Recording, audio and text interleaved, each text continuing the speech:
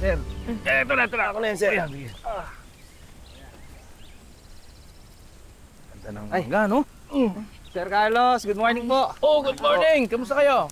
Good morning po, Sir Carlos. Minggoy, may mga bigating bisita kayo. Oo nga. Ha? Sino? Ay. Hindi namin kilala eh. Basta nakita namin, kausap ni Aris yung babae. Minggoy, may kasamang bodyguards yung babae. Oo. Ano, Minggoy? Okay ka lang? Shit, parang may problema po eh. Sige, samahan na kita. May mga bodyguard daw eh. Sasama din kami. Alam niyo na, baka kailangan ng backup ni Isan. Kulang pa yung sampal dahil dyan sa home record na yan! Tama na nga! Sabi, ano ba? Ha? Ano? Ano ba? Tama na! Wag! Ari! Wag! Wag! Wag! Anak ko! Wag! Ano ba? Ha? Wag!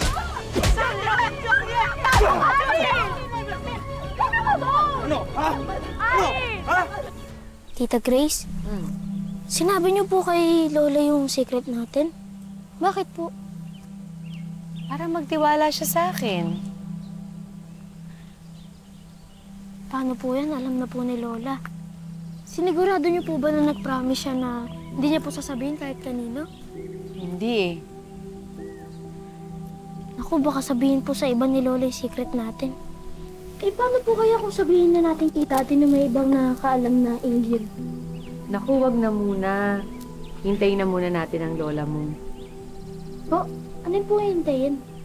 Hintayin natin yung lola mo na maging ready siyang mapag-usapan namin yung mga sikreto. Ha? Ano po mga sikreto?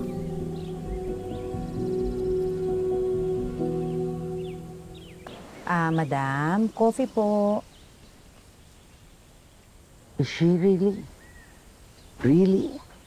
Ha? Ano po? And she trusted me with her secrets. Sino naman siya? Alien po ako. Alien? Ma'am Nova, sinabi ko po sa inyo ang sikreto ko. Sana po magtiwala po kayo sa akin. Sana po sabihin niyo kay Carlos kung ano yung totoo.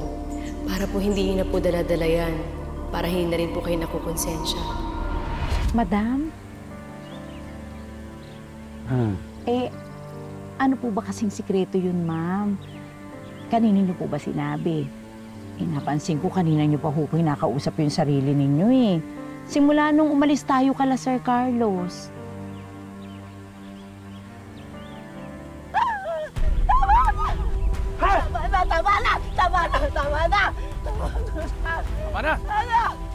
Tama na!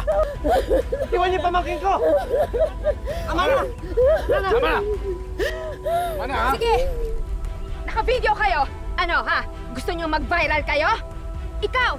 Subukan mo pang saktan si Aris! I'm recording too! I swear, ipopost ko to if you hurt Aris one more time. Tumigil na kayo! Okay, tama na. Sa halip na tumulong kayo, nangungonsinti pa kayo. Tama na. Epal naman kasi ang pamangkin mo eh. Kunyari pang lalayo-layo, pa-picture-picture naman. Tama na! Pasikat! Hindi nga sabi! Gusto mo na naman magpapansin kay Daddy! Tama na! Tigilan mo na yung panghihiya sa pamangkin ko. So, you're the brother of my husband's mistress. Diba dapat? Dapat yan ang pinagsasabihan mo dahil sa kalandian niya, ha? Eh, hindi eh. Kinukonsinti mo pa. Oo. Nagkamali yung kapatid ko. Pero matagal niya nang pinagsisihan yun. Aba, dapat lang. Alangan naman, maging proud pa siya sa pagiging kabit niya. Eh, ano akong kabit? Ha? Tao lang. Nagkakamali. Pero alam mo kung anong pinakamalaking pagkakamali ng kapatid ko. Ay yun yung mahalin yung asawa mo. Tsaka niloko siya. Sinikreto sa kanya na pamilyado pala siya. Pasalamat ka nga eh. Hindi na dinagdagan ng kapatid ko yung pagkakasala niya. At ni minsan, hindi siya umasa sa pera ng asawa mo. Pag-isa niya tinaguyod ang pamangking ko sa sarili niya pagsisikap. Umalis na nga sila ng Manila, di ba? Para hindi na makagulo sa inyo. Tapos eto kayo ngayon. Nanggugulo. Umalis tayo dito! Tigilan niyo na ang panghihiya sa pamilya ko! Ano, Minggoy? Tama na. Walang galang lang po. Tama po yung sinasabi ni Minggoy. Buti pa ho, umalis na ho kayo rito. Kaysa magpatawag kami ng pulis at sila po ang gagawa nun. Nakakasiguro ho ako na makakasuhan ko kayo. Pagka mga abogado ko ay pumasok na at makakahanap sila ng ebidensya. Ang totoo niyan.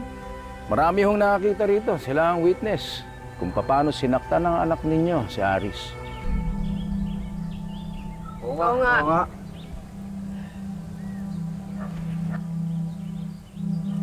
Let's go, son. Let's leave this awful place. Awful daw? Awful kayo! Che!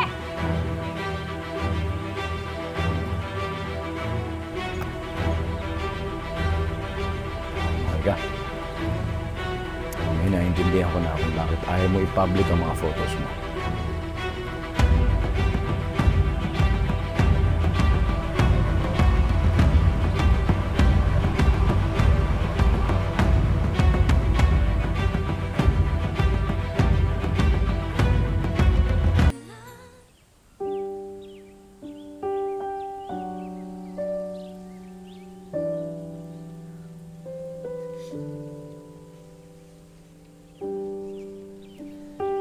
Anak, sorry ha. Nagulo na naman tayo ng mag-inang yun.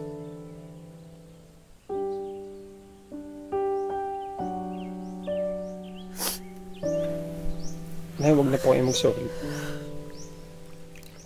Pareho rin naman tayo nakawin nito eh. Nakukonsensya pa rin ako. Kailangan mong tumigil sa pag-aaral para hindi ka na ibuli ni Sandro. Tayo naman po dalawa ng desisyon nun. Saka na pag-usapan naman po natin, di ba? Babalik ako sa pag-aaral next school year. Di ba? Nay, huwag po kayo mag-alala. Magtatapos po ako na eh. Pangako ko po sa inyo yan.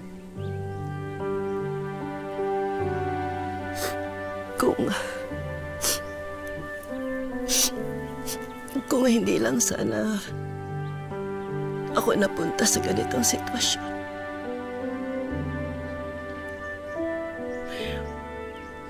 Sana mas maganda-gandang buhay ang ibinigay ko pa sa'yo.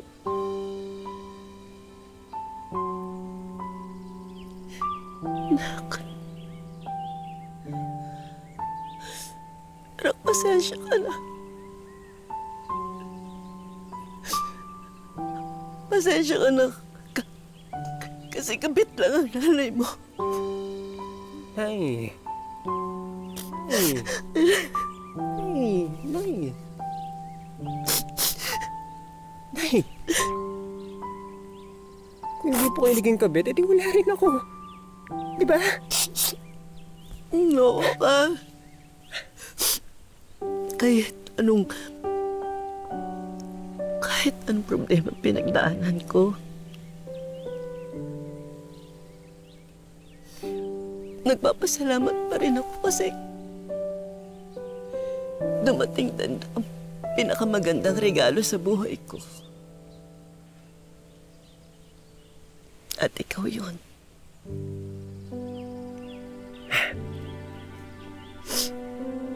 Love you, Nay. Mas love you, anak. Ka na rito.